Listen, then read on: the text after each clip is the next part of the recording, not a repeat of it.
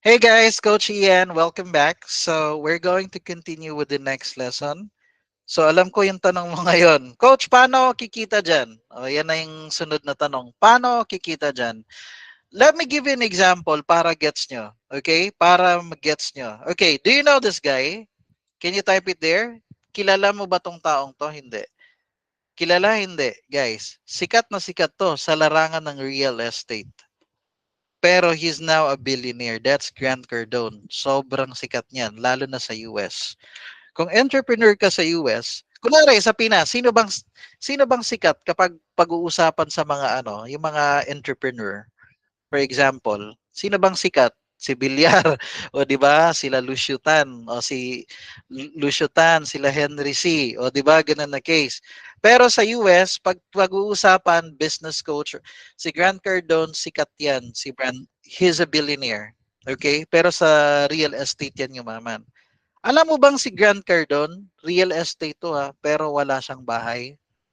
Uulitin ko ha, si Grant Cardone, bilyonaryo siya, pero wala siyang bahay. Parang si Alice Go. Ay, hindi. Sorry. Joke. Hindi pala. May nag-type kasi ng Alice Go dito sa chat box eh. Okay, guys. But he's a billionaire. Okay? He's a billionaire sa real estate. Now, he's got 7 million followers sa Facebook. I think baka sobrang dami na ngayon kasi parang 2 months ago ko pa to na picture ata na kinuha. Now, one of his business advisors, eto si Jay Realubit, one of our clients sa DM setting, eto si Jay. Okay? Si Jay, nag-o-offer siya ng business consultancy sa mga tao. Okay? Pwedeng sa US, pwedeng sa Canada, kahit saan, basta gusto nila yung mga gustong magpapa-consult, basta business consultancy to sa kanya. Now, para magets nyo, kasi business consultancy, sino yung prospect? Sino yung mga prospect niya? Oh, 'di ba? B2B daw. Ano, alam niyo yung B2B guys, business to business. Kasi merong B2C, narinig niyo na yung B2C, business to customers naman 'yon. O, 'di ba? Yes. Mga business owners, ang ano niya kasi business consultancy or business program eh. 'Di ba? Under Cardone Ventures. Okay. Imagine this. Ikaw si Mike. Okay ah. Ito si Mike, businessman to sa United States. Pagkatapos, nakita mo siya sa isang group, sa isang Facebook group. Nag-join ka doon, na-meet mo si Mike. Siyempre, nag-send ka ng DM kay Mike. Ang tanong, eto ang tanong. Sige nga, ano ang tanong? Sa unang DM mo ba, mag-o-offer ka na kagad ng service mo? Magpipitch ka na, hindi. Magpipitch ka, hindi. Mag-o-offer ka ba kagad ng service mo o hindi? Hindi pa. Tama? Ay, wag ka muna mag-offer. Build relationship muna, build rapport. Mamaya papakita ko sa inyo kasi karamihan ng mga marketers ngayon sa Facebook, kahit si Coach Ian, ako, yes, makipaglandi ka muna. Yun yung sabi ni Eliza yun. Ah. Okay, guys. Beat around the bush muna. Correct. Okay, guys. Uulitin ko 99% ng marketers, ang una nilang gagawin pag nagdi-DM sila, marketers to kasi hindi nila alam ang DM setting. Magdi-DM kaagad sila, mag-o-offer kaagad sila ng service nila. Gusto kaagad nilang bentahan yung tao. Nagigets nyo ba?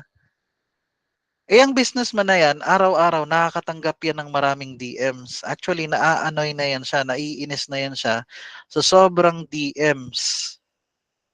Tama hindi? Sa sobrang DMs na natatanggap niya. Pag nag-DM ka sa kanya, hindi kanya papansinin. Baka i-block ka na niyan or scene zone ka lang niyan. Nagigets nyo ba? So, ang gagawin natin, magbi-build rapport. Okay? Makikipagkaibigan ka muna. Kapag friends na kayo, 'di ba? Parang BFF na kayo, feeling close. O 'di ba? BFF mo na siya, kunwari lang 'Di ba? Friends na kayo, tapos ang ginawa mo pa, inofferan mo siya ng lead magnets. Alam niyo yung lead magnets? Ano yung lead magnets? Sige nga. Ang lead magnets, pwede kang nag-offer sa kanya ng libro, nag-offer ka sa kanya ng sheet, or yung mga e-book, 'di ba? Nagegets nyo ba? Yun yung mga lead magnets. Nag-offer ka sa kanila ng libre. Uy, meron ako ditong libro, gusto mo? Baka makatulong sa business mo, ganun. Or free training, correct. Marami kasing klase ng lead magnets, di ba? Pwedeng MP3 file nga lang din eh. Sabihin mo, hey, meron ako ditong technique, pero MP3 lang to para dumami yung customers mo. Lead magnet tawag doon. Anong purpose ng lead magnet? Sige nga, bakit magbibigay ka ng lead magnets? Bakit po? Libre yan, ang lead magnet. Bakit ka magbibigay ng lead magnet? Para makuha mo yung loob nila. Para makapture mo sila to earn their trust. Tama hindi? O sige guys, i-type nyo dyan sa chat box, KLT. Parang kiliti. O, KLT. Diba? Okay, KLT. Tandaan nyo yan kiliti. Guys, people will only buy from you. Ulitin ko tsaka lang bibili sa yung tao if they know you. K, di ba? If they know you, they like you, and they trust you. Tama hindi? Ulitin ko yun yung meaning ng KLT pala. May meaning pala yun, coach. Yes, kiliti. Di ba? People will only buy from you if they know you, they like you, and they trust you. Kaya yun muna. Huwag ka muna mag-pitch. So, ang ginawa mo, kasi parang BFF na kayo ni Mike, nag-offer ka sa kanya ng e-book, ganyan, o nag-offer ka sa kanya. Pili ka. Meron akong 3 e-book dito. Alin dito ang gusto mo? Sabi niya, gusto ko yung pangalawa. 10x Unbreakable Entrepreneur. O yun yung offer mo. Nakuha mo ang loob niya? Hindi. Nakuha mo.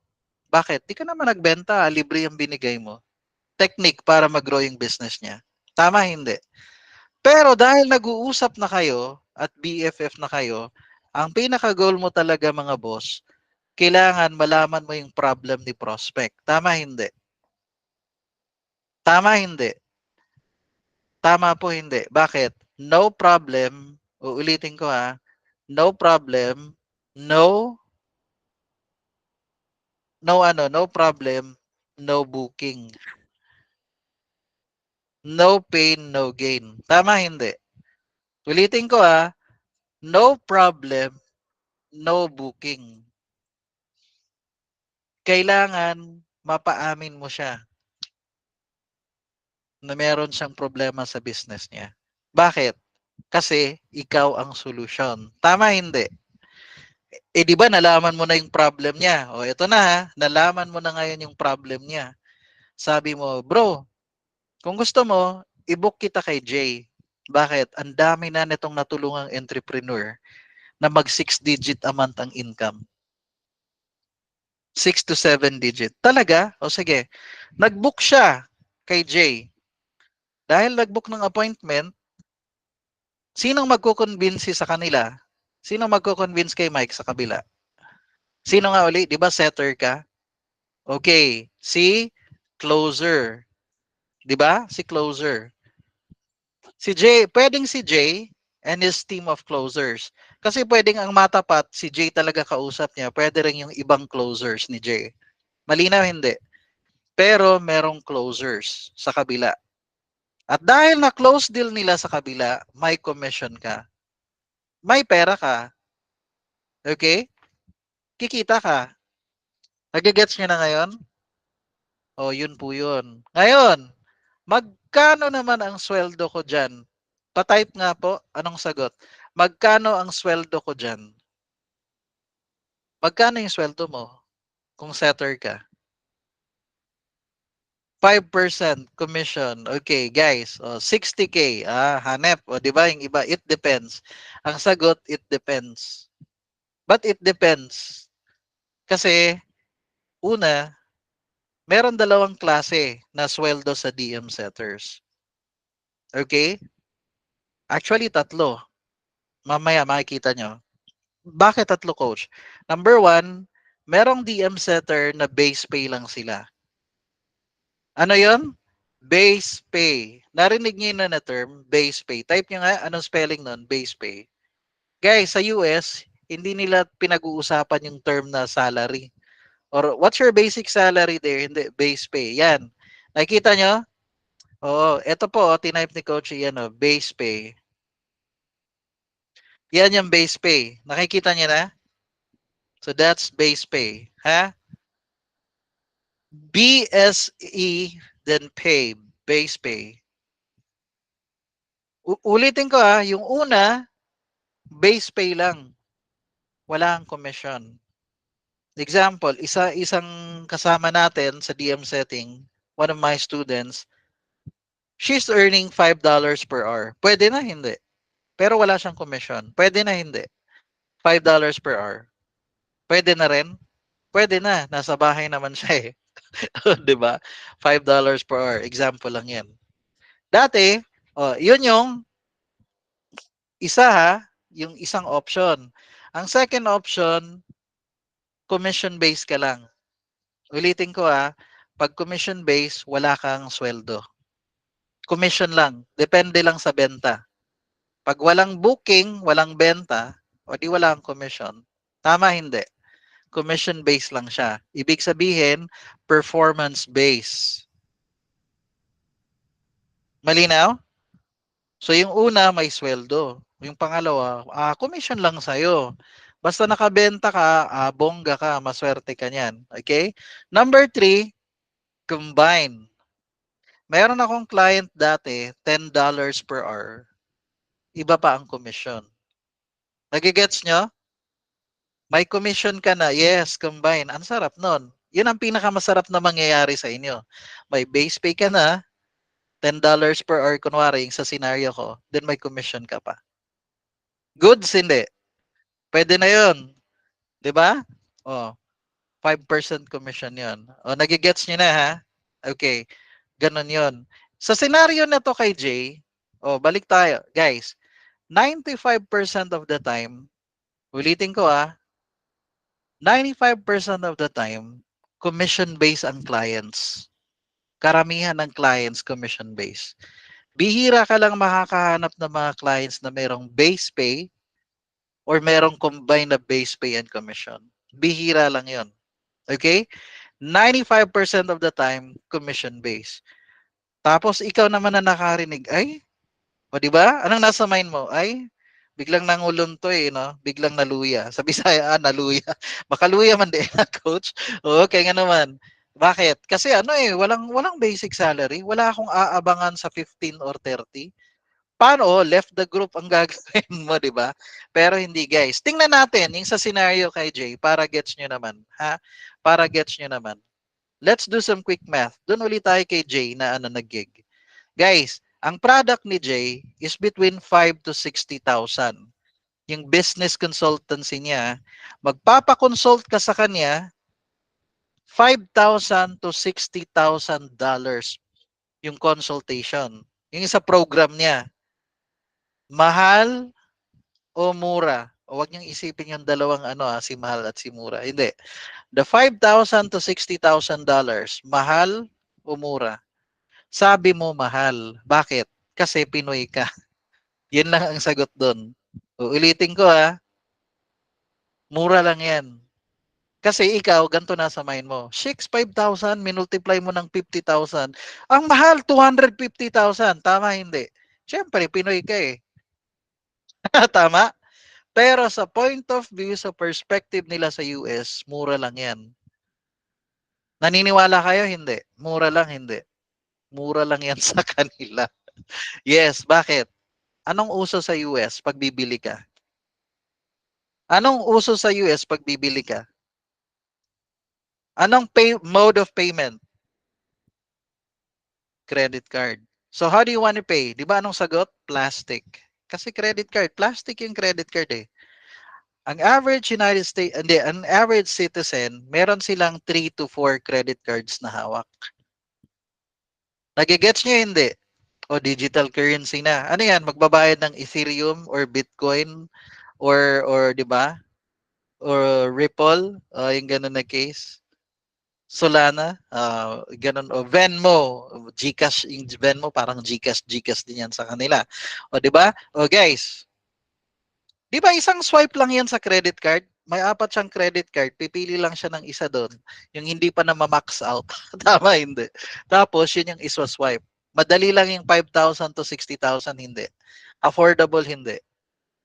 Affordable ba? Hindi, mga boss. Affordable yan sa kanila. Okay? Pero hindi lang yan sa US, ha. Di ba nagbanggit ako kanina ng countries? Canada, Australia, UK, European countries. Kasi, meron silang credit cards. Malinaw na. O sige, magkano sa akin dyan, coach? Sige, compute tayo. Kay J, you get 5% commission. So, kunwari, compute tayo, compute. O sige, may na-close deal sila J. Si Mike, na-close deal kunwari nila J. Nagbayad ng $10,000. Magkano commission mo? Magkano ang commission mo? 5% ng $10,000. Pakitype po. $500. Okay. Magkano yan sa Philippine peso? Ang $500? 25K, o di ba? Inano lang natin kasi kung 50 yung pero 28K yan o 27K. Pwede na hindi. Tandaan mo isang tao pa lang yan na na-close deal. Malinaw hindi, guys. Isang tao pa lang po ang na-close deal. Are you learning? Isa pa lang na-close deal nun. Eh what if meron kang 10 na book? O ito may bago akong tuturo sa inyo ha. Jargon to sa high ticket sales. Okay? Let's talk about close rate. Okay, ulitin ko. Let's talk about close rate. Kasi ginagamit yan sa high ticket sales. I-type nyo nga dyan, close rate. Close rate. Type nyo nga dyan, close rate. Oh, close. Yan, tama yan, close rate. Okay guys, makinig kayo. Ang acceptable close rate sa US is between 20. Ulitin ko ang acceptable close rate sa US, 20%. Ano ibig sabihin nun, coach? Sa bawat 10 mo na mabook, ulitin ko 'di ba nakapag-book ka ng 10 appointment? Dalawa lang doon yung macro-close deal nila. Hindi talaga lahat yung 10 bibili. Tama hindi, mga boss? 20% lang. So nakapag-book ka ng 10, may dalawa bumili. Kunwari, yung isa, kunwari, 'di ba ang pinakamahina kanila J 5,000? So ibig sabihin kung ano, yung isa na close deal nila J ng 10,000, yung isa 20,000. Magkano commission mo? 'Di ba? Ganun lang po 'yun. Nagigets niyo na ngayon? 'Yun yung ano close rate mga boss. At least nagigets niyo na. Ganun pala 'yun, coach, yung close rate. Eh what if ang close rate nila is 40%? Ibig sabihin, sa bawat 10 na makakausap nila, 4 ang naklo-close deal nila. Swerte hindi. Natapat ka sa magaling na company or magaling sila mag-close. Ang acceptable, guys, 20% ang average. Pero, kapag 30% and above na close rate, magagaling yun sila. Ibig sabihin, magagaling yung closer nila. Nagigets nyo na ngayon? Yun pala yun. Kaya isang technique niyan, guys, kapag mag-a-apply ka ng isang company, bago ka nila i-hire, tanongin mo muna siya. Do you have a question? Di ba tatanungin ka ng client, sasabihin mo, yes. Can you tell me what's your close rate? Tanong ka para may idea ka. Tama hindi. Sinabi niya, we're on a 50% close rate or 40%. Ano nasa mind mo? Uy, okay ito na company. Mas malaki ang commission ko dito. Tama hindi. Magagaling sila. Panalo to. Nagigets niyo ba? So, importante pala yon. Kaya makikita nyo minsan sa mga hiring or mga post, nilalagay nila yung close rate nila. Ito, masarap mag-join dito na company na to, mataas yung close rate nila. Malinaw hindi, guys? Are you learning? What if, balik tayo dun kay Mike, hindi na close deal nila Jane ng $10,000 si Mike. Na close deal nila si Mike ng $60,000. Magkano sa'yo? Paki-type nga po. Kasi yung 60,000 guys, pwede installment yan na babayaran nila. Pwedeng installment. Ngayon, $3,000 commission mo. Pwede na ba yan? Isang tao pa lang yan. Magkano ang $3,000?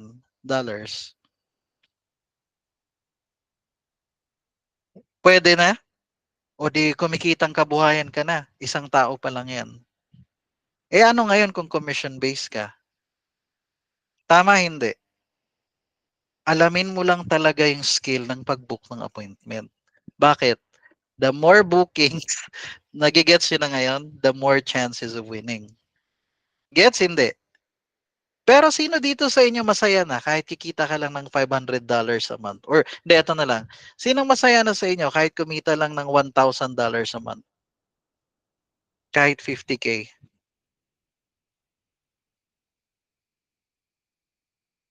Tama?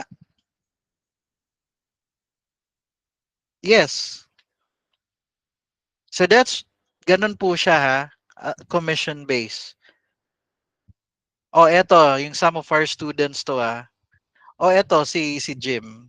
Na-hire sila in interview. O eto yung magkano daw yung salary? 1,224 per month. So OLJ to yung mga ganun na case. Eto siya, fresh graduate, si Erica. Oo, fresh graduate, walang background sa DM setting. Tapos, eto yung pinost niya yung win niya. Na-hire siya ng client. Maliit lang yung base pay. Yung bigay sa kanya is £300 lang per month. Maliit lang ano? £300 per month. Pero meron siyang commission din. Pwede na rin. Pwede na ba? Hindi. Yung £300. Pwede na? Parang basic niya yon kasi iba pa naman ang commission. O pwede na din yun.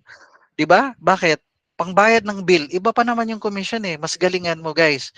Sino dito yung na may background sa sales sa inyo? Sino dito may background sa sales? Eto si Ria.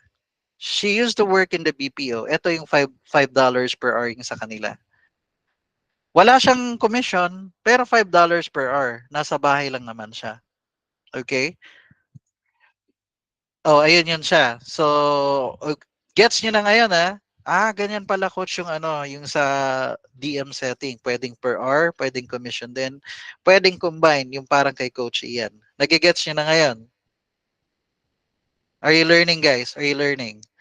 Ayan. At least you have an idea. Ito pala yung possibility sa DM setting. Okay? Kaya bakit ako nagtanong sa inyo sa BPO? Sino man background sa BPO? Kasi po, yung last, ulitin ko iba yung basic salary. Sino dito nakasubok na sa BPO pero sales sila, sales account? Bakit? Iba yung basic salary, iba yung commission. Si Coach Ian, doon ako sa may basic salary at merong commission. Alam niyo bang mas malaki pa ang commission kaysa sa basic salary? Alam niyo yun? Hindi. Ako, mas malaki yung commission ko kaysa sa basic salary ko. Kasi sales Performance-based kasi, performance ang tinitingnan. So, welcome sa world of sales. Ganun po talaga kapag ano. Si Coach Ian, hindi ako papayag na hindi ako magsi 6 digits a month. Kasi ako, sanay ako sa 6 digit a month na income. Ako, hindi ako tatanggap ng, hindi ako papayag na hindi ako 6 digit a month. Ganun. Nagigets niyo na? So, that's how it works. So, alam niyo na pag DM setting coach, okay lang pala kahit commission-based lang ako.